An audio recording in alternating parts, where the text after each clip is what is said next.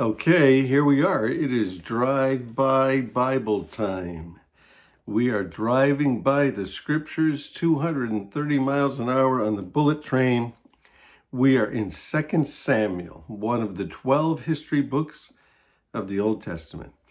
And 2 Samuel is the story of David, King David, Israel's favorite king, and some of the things that happen in his life.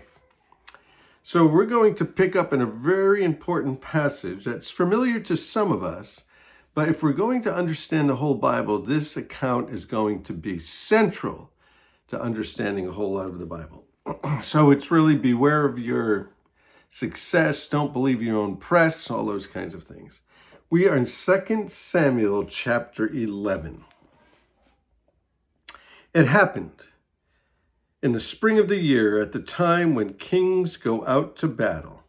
Well, I didn't know that kings went out to battle in the spring. Well, in the ancient world, they did. They would retreat in the wintertime when they were fighting their enemies, and they would all go back home because it's just too crazy to be fighting in the winter. And then they'd come back in the spring. So I guess these guys are pretty committed to going to war because they come back and do it again. Well, King David, it would be his responsibility really to lead the troops and to rally the troops, to bring enthusiasm, to go in front of them, to be their leader. Well, at that time that they went out to battle, David sent Joash and his servants with him and all of Israel, and they destroyed the people of Ammon and besieged Rabbah. But David stayed in Jerusalem. You know, he should have been there. He should have been doing what he's supposed to do. This is just another one of those lessons where you need to be doing what it is that you're supposed to do. Well, it happened one evening when David arose from his bed. What's he doing waking up in the evening? Why is he in his bed in the evening? Why is he in his bed in the late afternoon? He rose from his bed and he walked on the roof of the king's house. Well, their roofs are different than a lot of the roofs in the USA that have pitched roofs so that the snow can come off of them. They had flat roofs, and they used those roofs as a room. You would use it to cook, you would use it to sleep, you would use it to do laundry, you would use it for a lot of things. Well, he goes up onto the roof. He's in the king's house. And from the roof, he saw a woman bathing. Well, she was also on her roof bathing, and he looks down and he sees her. And she's beautiful to behold. Well, the woman's there, catches his eye. You know, the thing to do is to, look away and, get out of there. So David sent and inquired about the woman. Who is that lady? Who is she?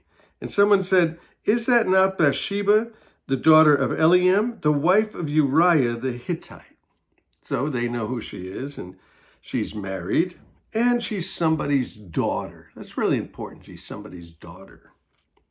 Then David sent messengers and took her. He says, hey, go get that lady. Send some dignitaries over there. Wow, imagine those guys knocking on your door. David's messengers, David's leaders, David's dignitaries going over. They said, go get her. And she came to him, and he slept with her. He lay with her, like the way the scripture says that. He lay with her. For she was cleansed from her impurity. Oh, wow. Oh, so, you can do a little adultery as long as you're cleansed from your impurity, as long as you've taken your bath and your ritual baths, it's all good. And then she returned home. So, one of those one-night stands. And the woman conceived, and she told David and said, I'm with child. So she tells David, you know what? We got a baby coming. Then David sent to Joab, saying, send Uriah the Hittite, her husband. He's out doing battle. And Joab sent Uriah to David. And when Uriah had come to him, David asked Joab, how is it going? And how are the people doing? And how is the war prospering? And then David said to Uriah, he said, why don't you go down to your house and wash your feet? You're home, you're on leave, go down, wash your feet, have a good weekend off. So Uriah departed from the king's house, and a gift of food from the king followed him. And so David sends him some food, some delicacies, I'm sure.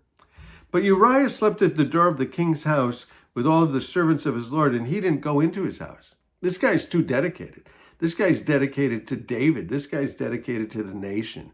This guy's dedicated to God.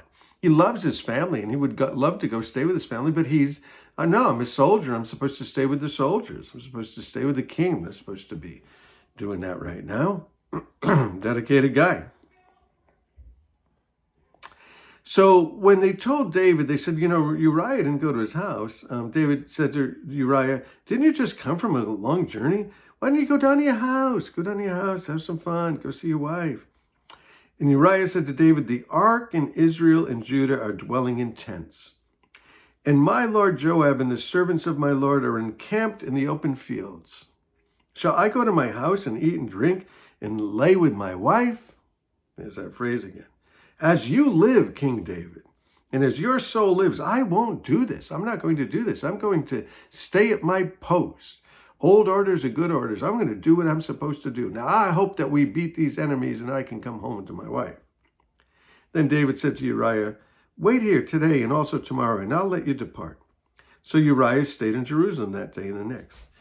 Now, when David called him, he ate and he drank with him. David gets the guy drunk. He made him drunk.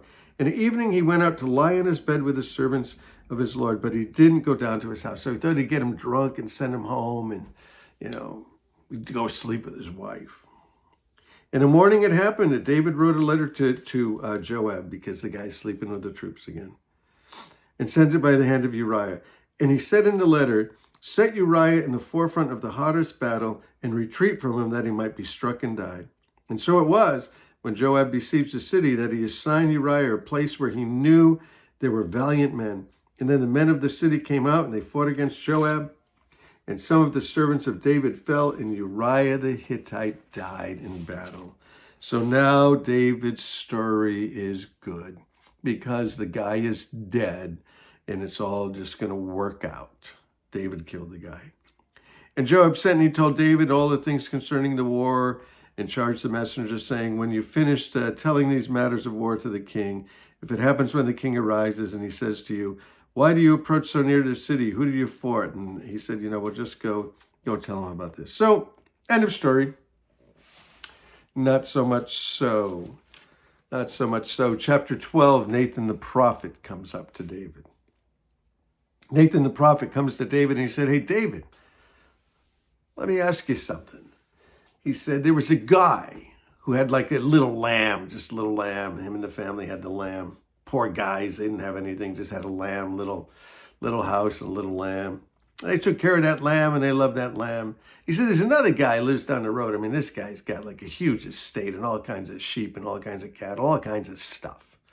And he said when that rich guy had some guests come in, he went down and he took the lamb that poor guy had. He took that lamb and he brought it up and he killed it and fed all of his friends with it. And he said, what do you think about a guy like that? And David, man of justice, he said, that guy ought to die.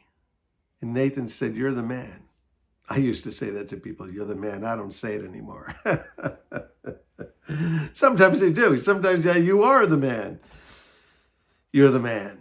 David is exposed. David can't stand it. He's all completely bummed out. He writes a psalm about it. He writes Psalm 51, about this whole thing that happened and what was going on with him. And in Psalm 51, it says, it tells you that this is when David went to him. And we'll get into the Psalms. David pours out his heart in the Psalms. Have mercy on me, O God, according to your loving kindness, according to the multitude of your tender mercies. Blot out my transgressions. Wash me thoroughly, cleanse me from my sin, for I acknowledge my transgression. He confesses his sin. My sin's always before me. This thing doesn't leave me. Against you and only you have I sinned and done this evil in your sight. And you're found just when you speak and blameless when you judge. And so he says, create in me a clean heart and renew a steadfast spirit. Don't cast me from your presence. Don't take your Holy Spirit from me. Restore unto me the joy of your salvation. Deliver me from my guilt. Deliver me from my guilt. Wow, David. King David, the man after God's own heart. Wow. So anyway, we'll continue on in 2 Samuel and the history books, and then we'll be in the books of Kings, and you can imagine what the book of Kings might be about. It's about kings.